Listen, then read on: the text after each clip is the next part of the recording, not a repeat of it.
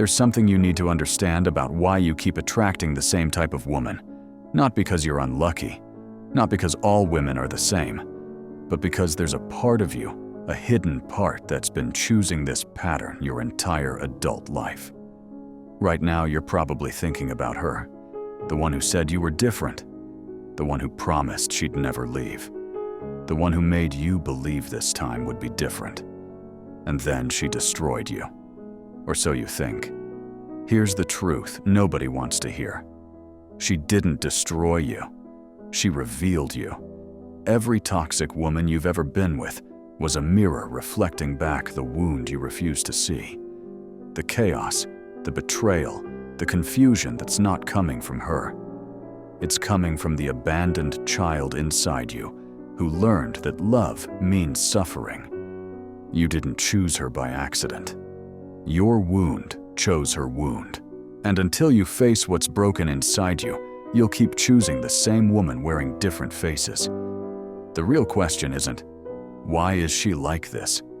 The real question is, what in me keeps choosing this? Let me show you something that will change everything. You're different. I've never felt this way before.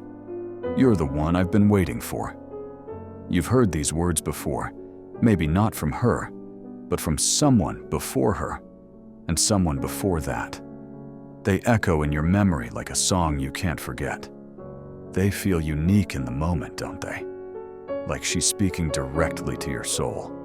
Like she finally sees you. Like all the loneliness, all the rejection, all the years of feeling invisible, it was all leading to this moment. But here's what's really happening. She's not seeing you.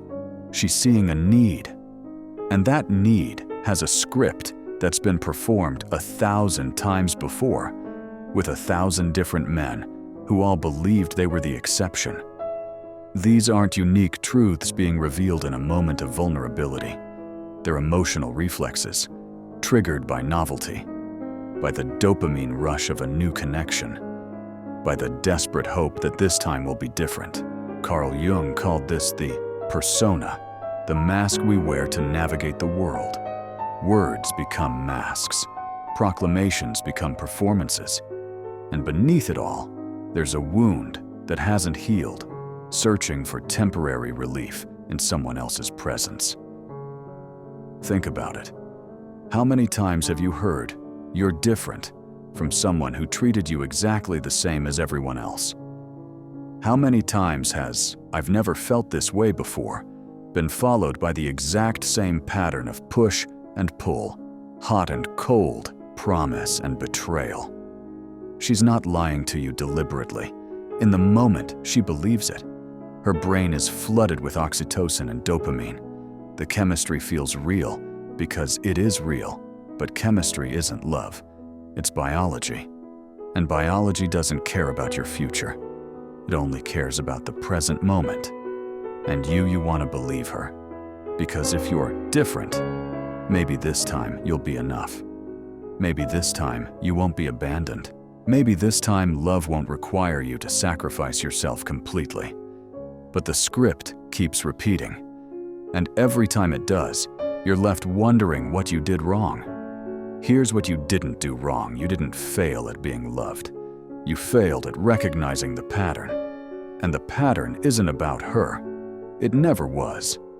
The pattern is about the part of you that learned, probably in childhood, that love is something you chase, something you earn, something that's always just out of reach.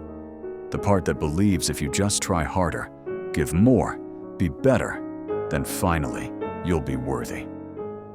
But worthiness was never the issue. Awareness is. You see, your unconscious mind has been running the same program since you were a child. It learned that love requires performance, that affection is conditional, that your authentic self, with all its needs and messiness and humanity, is too much for people to handle. So you created a version of yourself that's more palatable, more acceptable, more likely to be chosen. And you've been performing that role for so long you've forgotten it's not really you. Let me ask you something uncomfortable. Why did she choose you? not the version of that question your ego wants to answer. Because I'm kind, because I'm loyal, because I really listen to her. I mean the real reason. The one that lives in the shadow. The one you've been avoiding because it cuts too deep. She chose you because you were safe. And here's where it gets painful. Safe doesn't mean valued. Safe means predictable. Safe means controllable. Safe means you won't ask too many questions when things don't add up. Safe means you'll stay even when you should leave. Carl Jung wrote extensively about the persona we build in childhood, the survival self we create to earn love and avoid abandonment. For many men, that persona is the pleaser, the nice guy, the one who makes himself small so others feel big, the one who gives endlessly hoping someday it will be reciprocated. You learned early that your needs were too much, that your anger was dangerous, that your sadness made others uncomfortable. So you became the boy who didn't cry, the teenager who didn't complain, the man who shoulders everything silently. Because that's what good men do. And toxic women, they can smell that from a mile away. Not because they're cruel predators calculating their next move, but because they're wounded too. And wounded people don't seek equals, they seek safety. They seek someone who won't challenge them to grow, who won't trigger their shame, who won't leave when things get hard. You thought you were being chosen out of love, but you were being chosen out of convenience.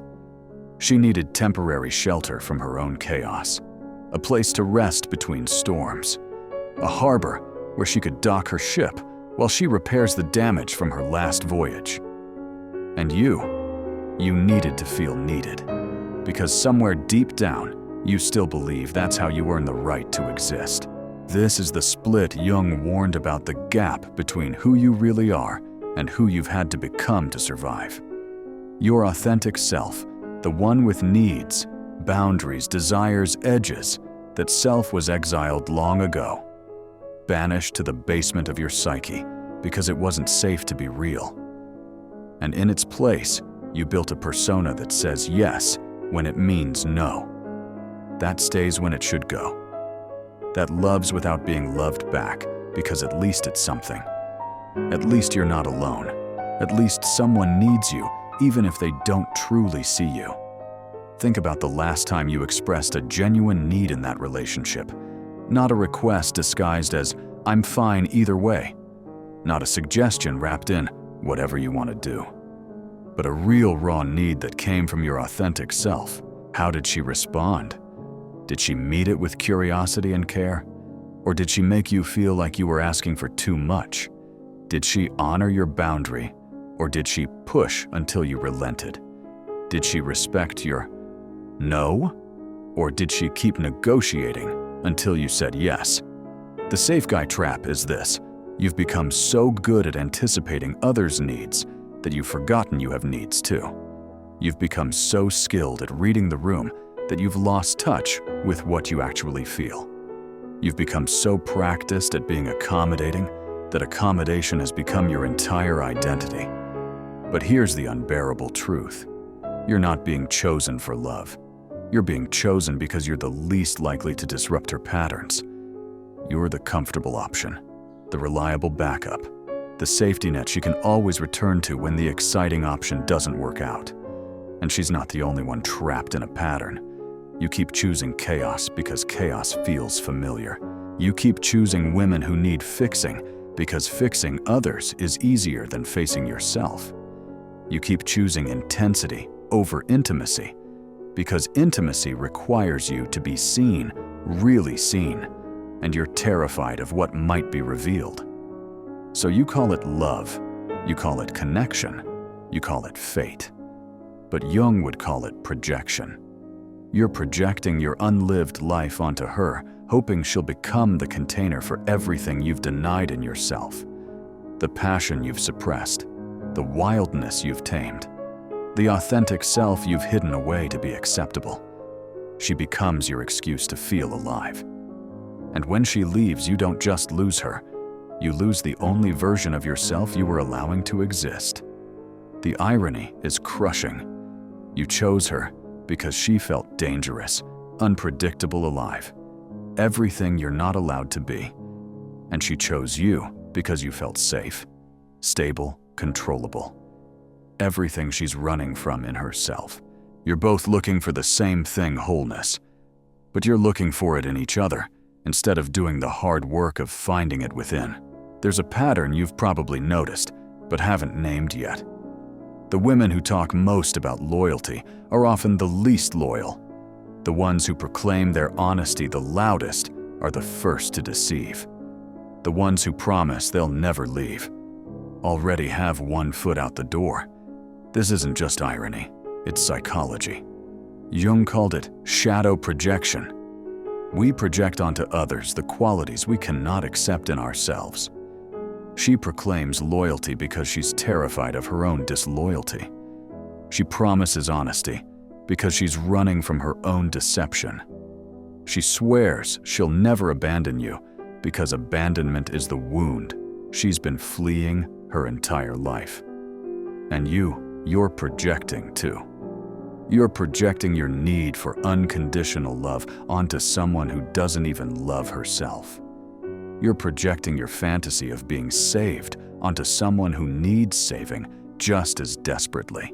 You're projecting the healing you seek onto someone who is still bleeding from their own unhealed wounds. This is the dance of the unconscious.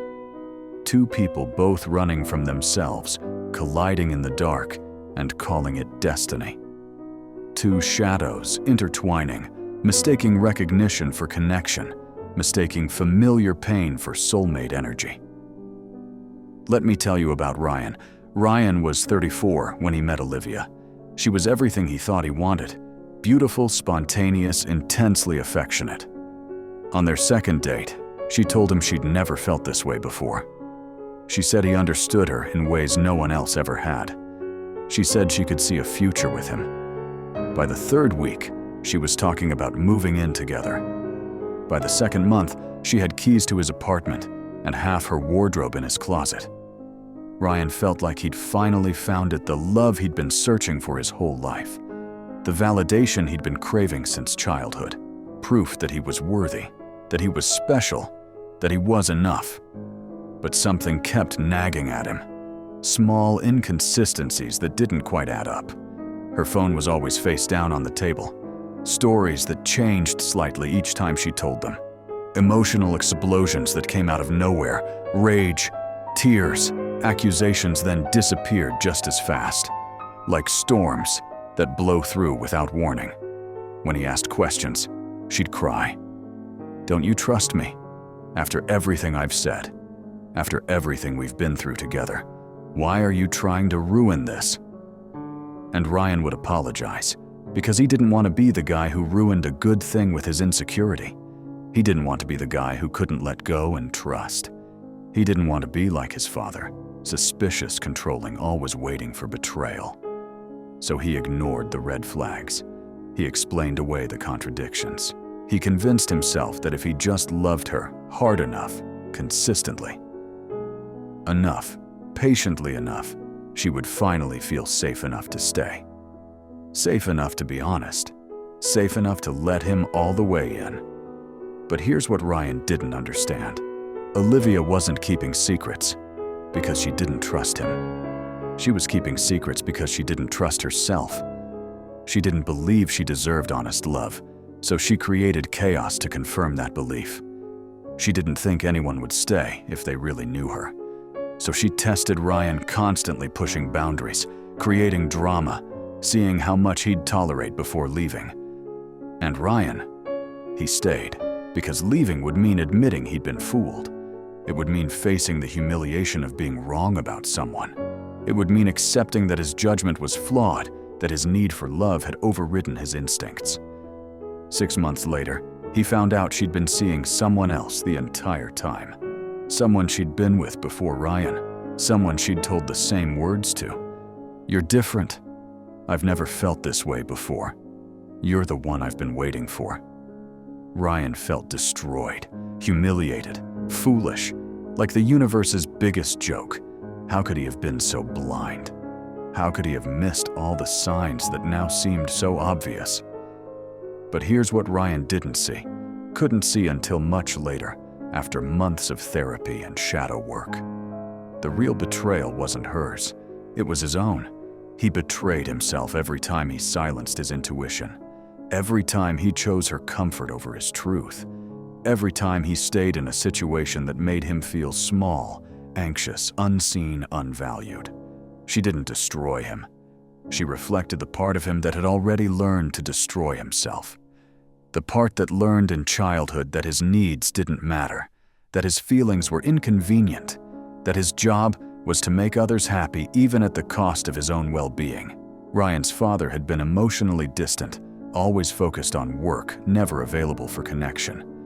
His mother had been anxious and controlling, and young, Ryan learned that his job was to be the stable one, the easy child, the one who didn't cause problems.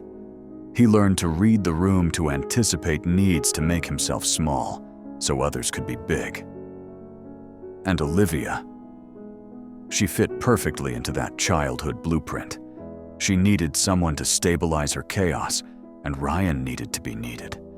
She needed someone who wouldn't leave despite her behavior, and Ryan needed to prove he was loyal enough to finally be chosen. This is the Carl Jung shadow most men never see.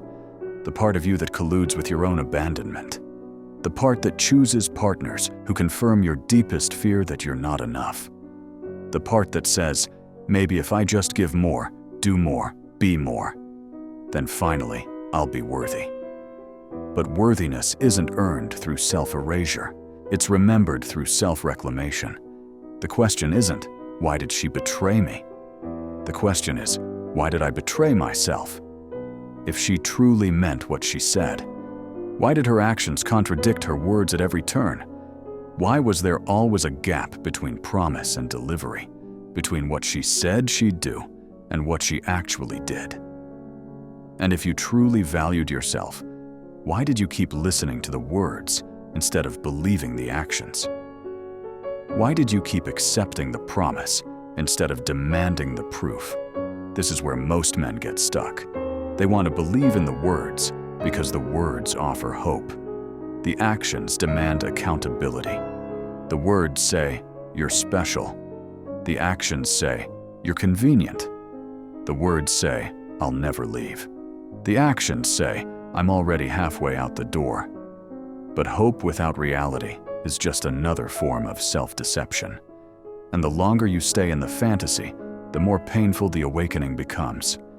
Words are cheap.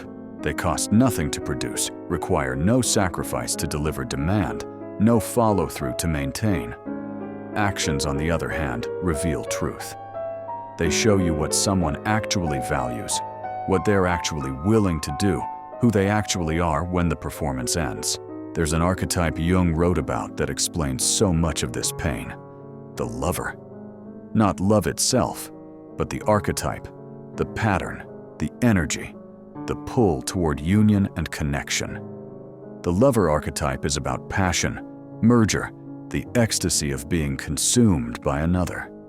It's beautiful when integrated, when balanced with other aspects of your psyche.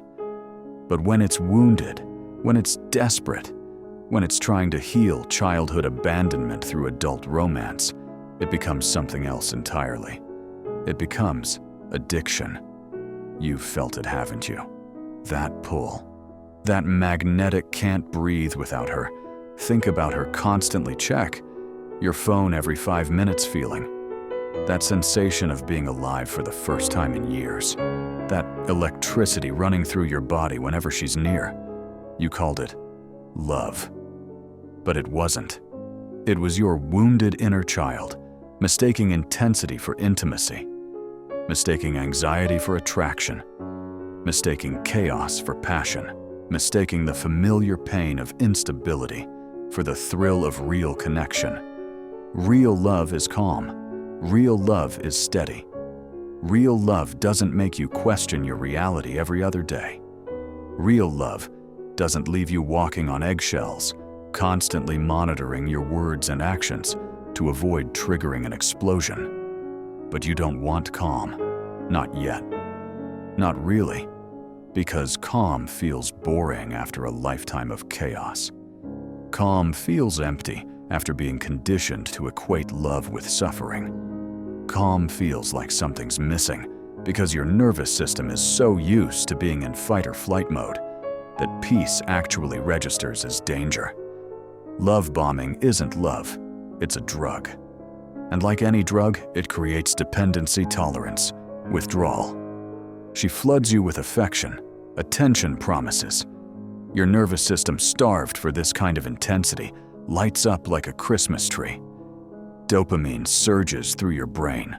Oxytocin floods your bloodstream. Endorphins make you feel euphoric. You feel alive in a way you haven't felt in years, maybe ever. This is what connection feels like, you think. This is what I've been missing. This is what I deserve.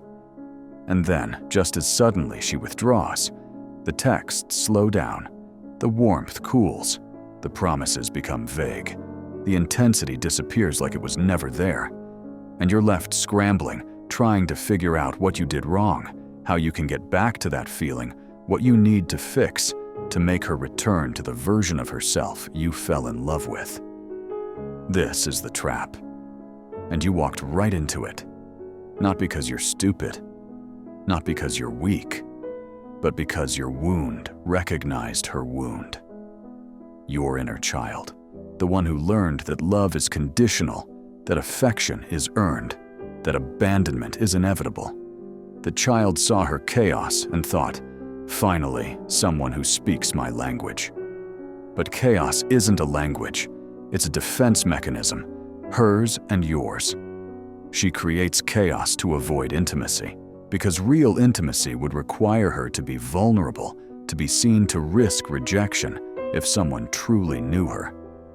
Chaos keeps everyone at arm's length while maintaining the illusion of connection. And you tolerate chaos because intimacy terrifies you just as much. Real intimacy would require you to be vulnerable, to be seen in your entirety, the good, the bad, the shameful, the afraid. It would require you to stop performing, stop people-pleasing, stop shrinking yourself to fit into someone else's story. And that's the thing you're most afraid of, isn't it? That if someone really saw you, the real you, beneath the persona, beneath the nice guy mask, beneath all the ways you've learned to be acceptable, they'd leave. They'd see the darkness, the neediness, the wounds, and they'd run. So you choose women who never really see you, women who are too caught up in their own storm to notice yours, women who love the idea of you but don't know the reality of you. It's safer that way, lonelier, but safer. Except it's killing you, slowly, quietly, one compromised boundary at a time, one ignored red flag at a time, one betrayal you forgive at a time. Here's what intensity actually is. It's your body's stress response masquerading as excitement. It's cortisol and adrenaline flooding your system, keeping you hypervigilant, always scanning for threats, never able to fully relax. Your body thinks it's in danger because emotionally it is. But your mind has reframed that danger as passion. Think about it. When you're with someone stable, emotionally healthy, consistent, you feel calm. And you mistake that calm for lack of chemistry. But what you're really experiencing is safety. Your nervous system is finally able to rest because it's not constantly anticipating the next emotional bomb. With toxic women, you're never at rest. You're always on alert, always waiting for the other shoe to drop, always monitoring, managing, navigating their moods. And you've convinced yourself that this exhausting state of hypervigilance is what love feels like. Here's how the cycle works. She gives you just enough to keep you hoping. A sweet text after days of silence. A vulnerable moment after weeks of coldness. A promise after months of inconsistency. A night of connection after an endless stretch of distance. And your brain, desperate for that hit of connection, floods you with relief. See, I knew she cared. I knew if I just waited, if I just stayed patient, if I just kept showing up, she'd come back. She'd remember what we have. She'd choose me. But she's not coming back. She's cycling. And so are you. This is what toxic relationships do. They train you like a circus animal.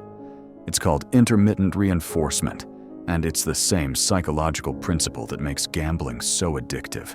Random rewards, unpredictable payouts. You never know when the affection is coming, so you're always on alert, always performing, always waiting. And the waiting becomes the relationship. You think you're in love, but you're in withdrawal, constantly craving the next hit, the next moment of connection, the next proof that you matter to her.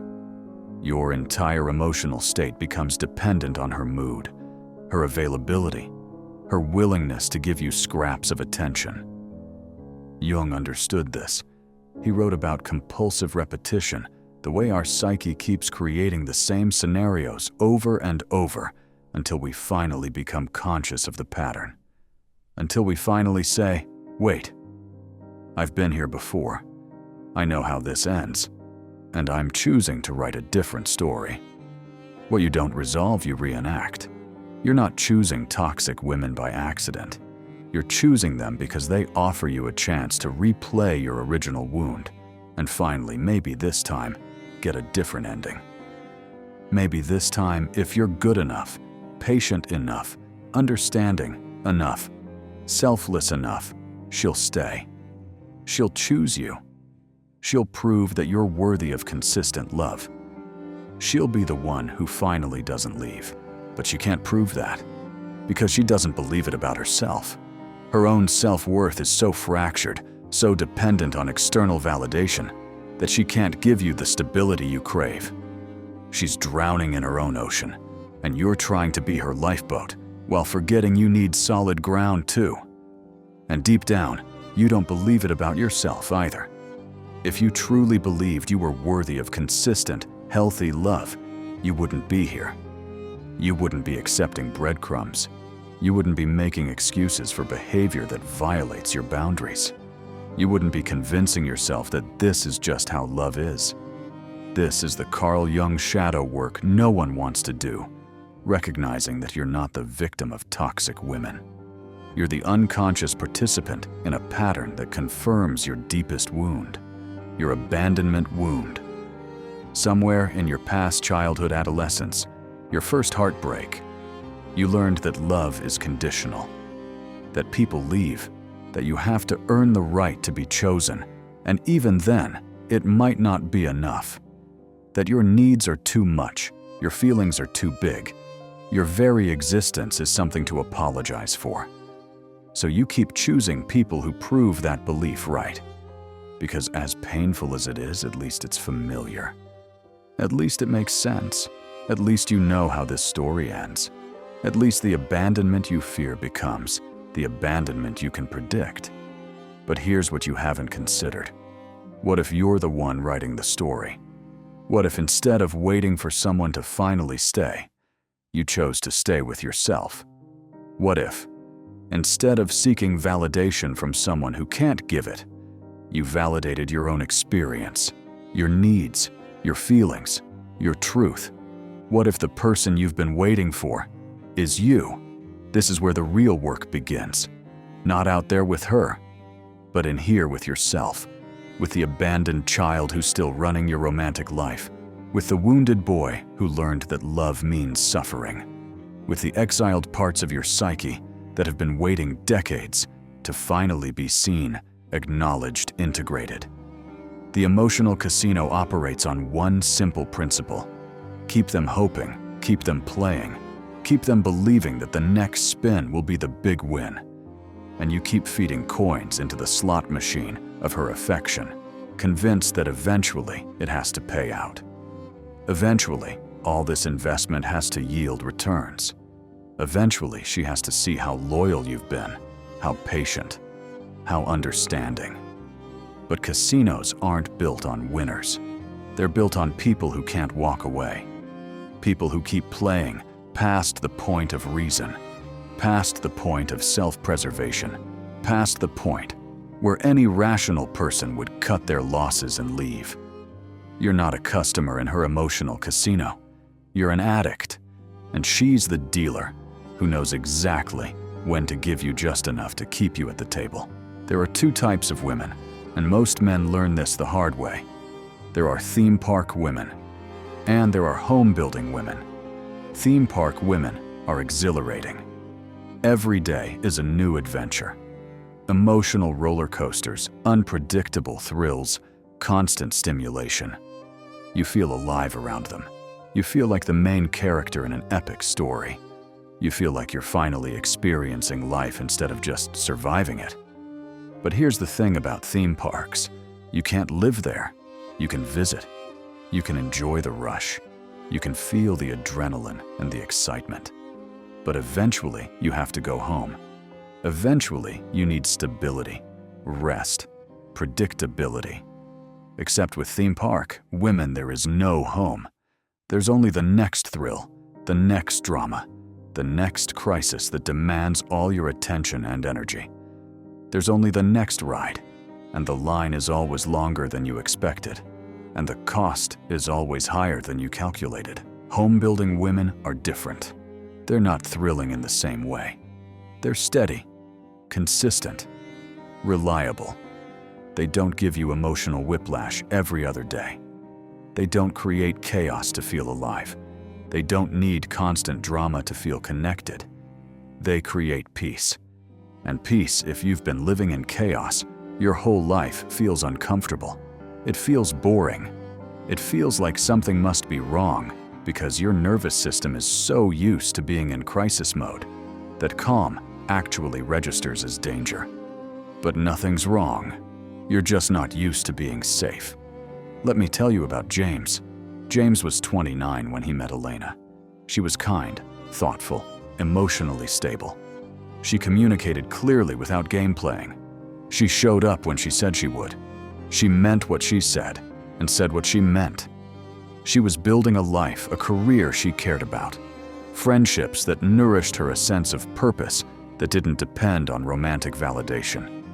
And she invited him to be part of it, not the center of it. And James felt nothing. Well, not nothing. He felt comfortable. He felt respected. He felt seen in ways he'd never experienced before. But where was the spark? Where was the intensity? Where was that can't live without you feeling he'd experienced in past relationships? Where was the drama that made him feel alive? He broke up with Elena after 3 months. No chemistry, he told his friends. Too boring, too predictable. It felt more like a friendship than a relationship. 6 months later, he met someone new. The chemistry was instant. The intensity was off the charts. Within weeks, they were inseparable. Within months, it was a disaster.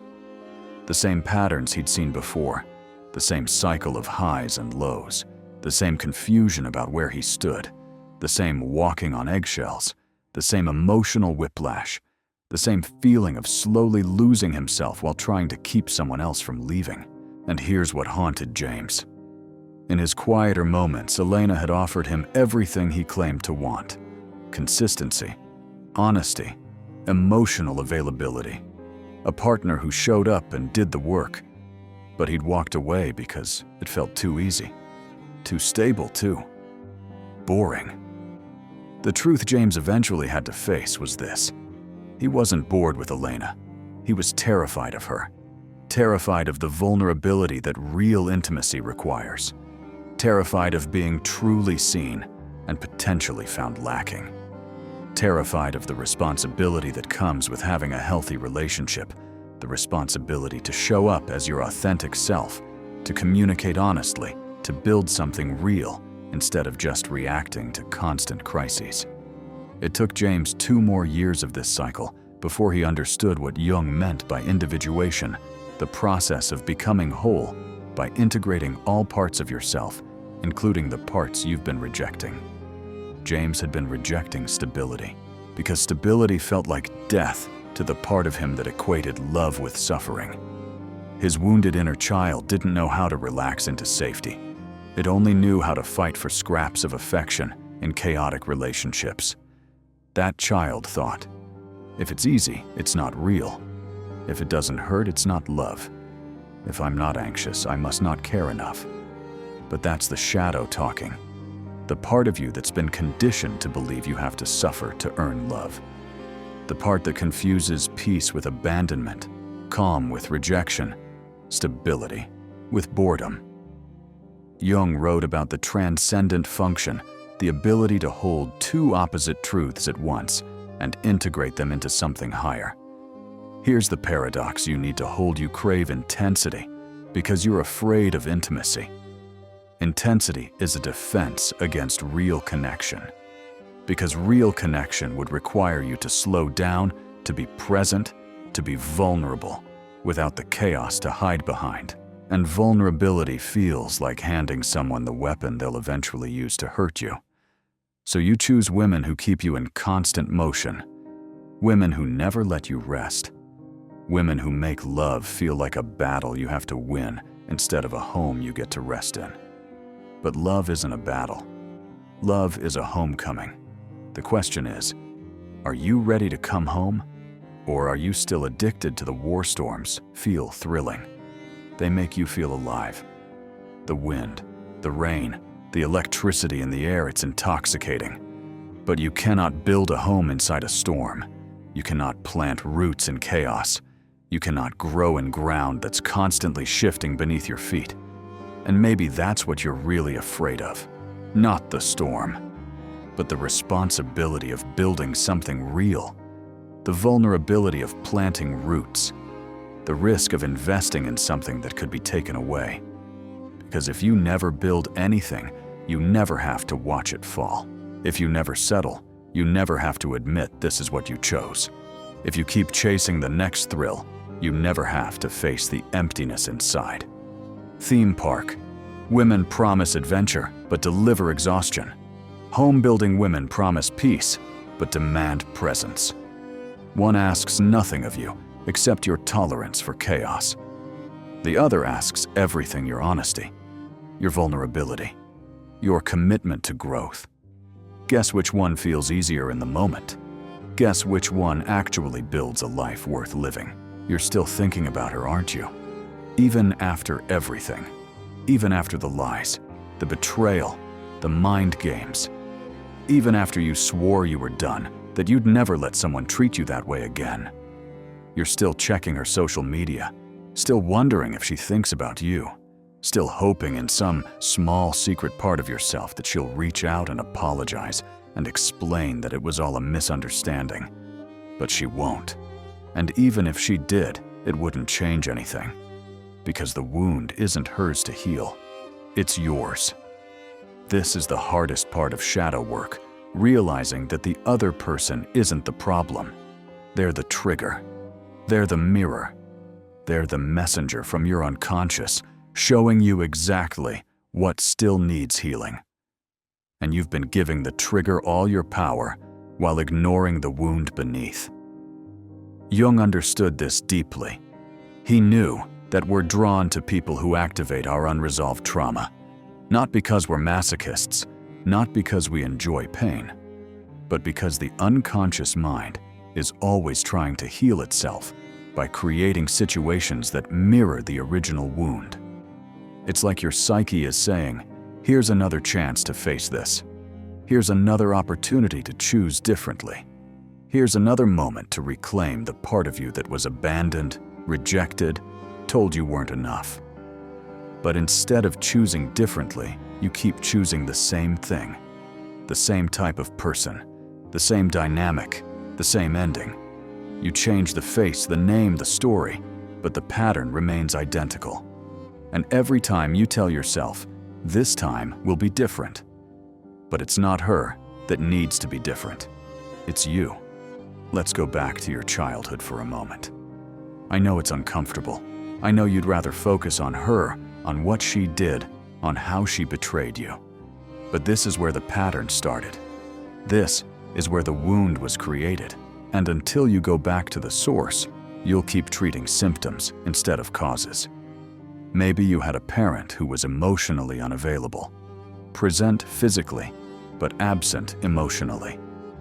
You learned early that love is something you have to chase, something you have to earn through performance, through being good, through not making waves. Or maybe you had a parent who was inconsistent. Some days warm and attentive, other days cold and distant. You learned that love is unpredictable, that you have to walk on eggshells to avoid triggering abandonment, that your job is to manage other people's emotions. Or maybe you had a parent who left. Through divorce, through death, through emotional withdrawal. And you internalized the message that people you love will always leave, so you might as well prepare yourself for it. Armor yourself against it. Never fully invest in anyone. Or maybe you had a parent who was critical, demanding, impossible to please. You learned that your best was never enough, that love is conditional on achievement, that your worth is measured by external validation. Whatever your story, it shaped your template for love. It created a blueprint that your unconscious mind still follows decades later. It built a map of relationships that feels like truth because it's all you've ever known. And toxic women, they fit that blueprint perfectly. They're emotionally unavailable, so you get to replay the familiar dynamic of chasing love, proving yourself, trying to be enough. They're inconsistent, so you get to stay in the heightened state of anxiety that feels like home to your nervous system.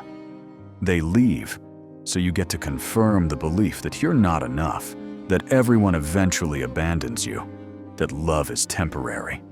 They're critical, so you get to feel the familiar sting of never being good enough, never doing enough, never being the person someone chooses to stay with. This is your shadow, the abandoned child, who never learned that love can be steady, safe, nourishing.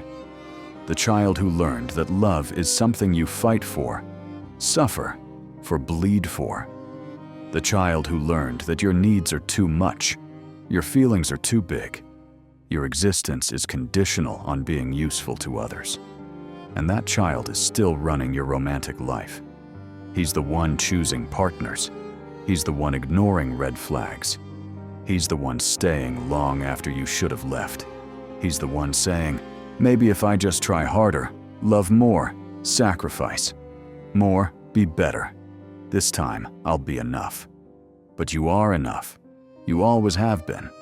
You were enough the day you were born. Your worth isn't something you earn. It's something you are. The problem isn't your worthiness, it's your awareness. You haven't been conscious of the pattern. You've been living it out automatically, hoping each new person will finally break the cycle for you.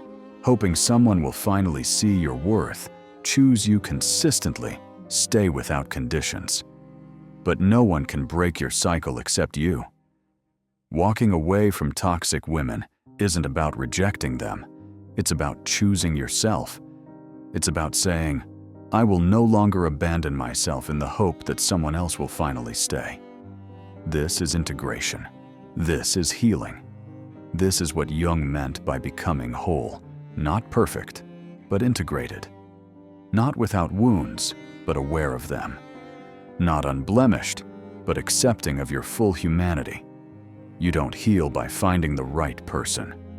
You heal by becoming the right person for yourself. And here's what happens when you do this work. The toxic women stop appearing. Not because they don't exist anymore, but because you're no longer emitting the frequency that attracts them. You're no longer looking for someone to complete you, to validate you, to heal you.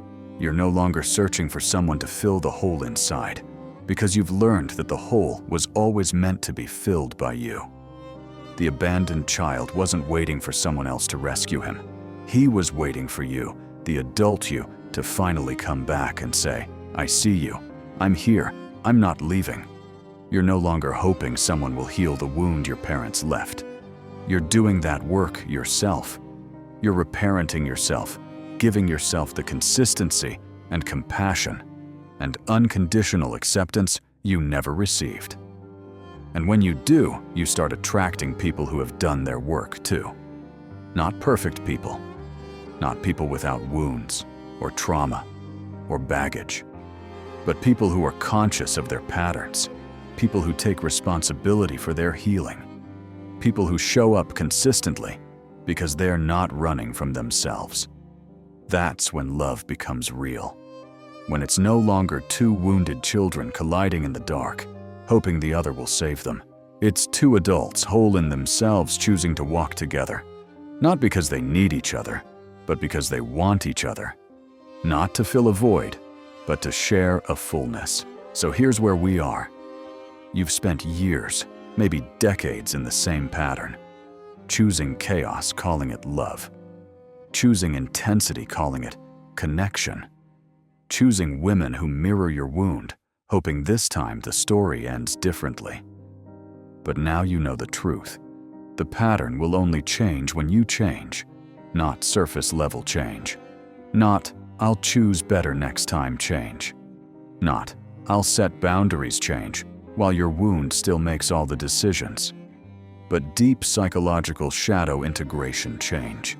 The kind of change that requires you to face the parts of yourself you've been running from your entire life. The abandoned child who's still desperate for someone to prove you're worthy of staying. The wounded boy who learned his needs were too much. His feelings were inconvenient. His very existence something to apologize for. The pleaser who built an entire identity around making others comfortable while abandoning himself. These parts need to be seen, not fixed, not shamed, not rejected. Seen, acknowledged, held, integrated. Because what you reject in yourself, you'll project onto others. And what you project, you'll attract. This is the law of the psyche. This is how the shadow works. This is why your romantic life keeps repeating the same story with different characters. Carl Jung said, "We meet ourselves time and again in 1,000 disguises on the path of life." She wasn't the enemy. She was a teacher, a mirror, a messenger from your unconscious, showing you exactly where you still need to heal. Showing you the wound you've been carrying since childhood. Showing you the pattern you've been unconsciously perpetuating. And now that you've seen it, now that you've glimpsed the pattern, now that you understand the Carl Jung shadow driving your choices, you have a decision to make. You can go back to sleep. Tell yourself it was just her, just bad luck, just one more wrong person. You can keep the story simple, keep yourself innocent, keep the blame external. Or you can wake up, do the work, face your shadow, integrate your wound. And when you do, something miraculous happens. You stop being attracted to chaos. Not because you're trying to avoid it, but because it no longer resonates with who you're becoming. You stop mistaking intensity for intimacy, because you've learned what real intimacy feels like, the kind that's built slowly, steadily, with someone who's also done their inner work. You stop choosing people who can't choose you back, because you've chosen yourself first, because you've finally given yourself the consistency, the acceptance, the unconditional love you've been seeking externally. The wound that was making those choices has healed. Not perfectly, not completely, but enough that it no longer runs your life. Here's what I want you to understand. Not all women are toxic, but if you don't do this work, if you don't face your Carl Jung shadow, if you don't heal your abandonment wound, if you don't integrate your wounded inner child, you will only attract the same archetype wearing different masks. The names will change, the faces will change, the stories will change, the details will vary, but the pattern won't. Until you become conscious, until you choose yourself, until you decide that peace is not boring, stability is not death, and love does not require you to suffer. So I'm going to leave you with this. Don't settle for being the next man in her story, the next chapter in a book that ends the same way every time, the next victim in a pattern neither of you understands. Step out of the script. Reclaim your narrative. Choose a love built on reality, not illusion. Choose a love that doesn't require you to abandon yourself to prove you're worthy of staying. Choose a love that sees you, truly sees you, and stays not because you've earned it through suffering, but because you're whole enough to receive it. The toxic women will always exist.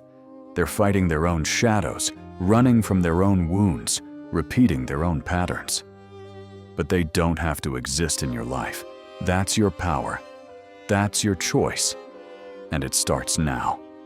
Not tomorrow. Not after one more relationship. Not after you've given her one more chance to change. Now. Now is when you stop waiting for someone else to heal you and start healing yourself. Now is when you stop hoping the next person will be different and start becoming different yourself. Now is when you stop running from your shadow and start integrating it. Because the person you've been waiting for, the one who will finally stay, finally see you, finally love you the way you deserve, that person has been here all along. It's you. You are the one who needs to stay with yourself, to see yourself, to love yourself through the mess and the wounds and the parts you've learned to hide. And when you do, when you finally come home to yourself, you won't need someone else to complete you. You'll be whole. And from that wholeness, you'll attract people who are whole too. Not perfect, not without their own shadows and wounds, but conscious, aware, doing the work. And that's when real love becomes possible. When it's no longer about filling a void, but about two people who are already full, choosing to share their lives. If this resonated with you, if any part of this felt like it was speaking directly to your experience, take a moment, pause, breathe, and ask yourself, what's one way I've been abandoning myself while waiting for someone else to stay? You don't have to have all the answers. You just have to be willing to ask the questions. And if you found value in this, share it with someone who needs to hear it. Sometimes we all need mirrors to see ourselves clearly. The pattern ends when you end it. The cycle breaks when you choose to break it. The healing begins when you finally come home to yourself. Remember, this isn't the end of your story. It's the beginning of the one you were always meant to write.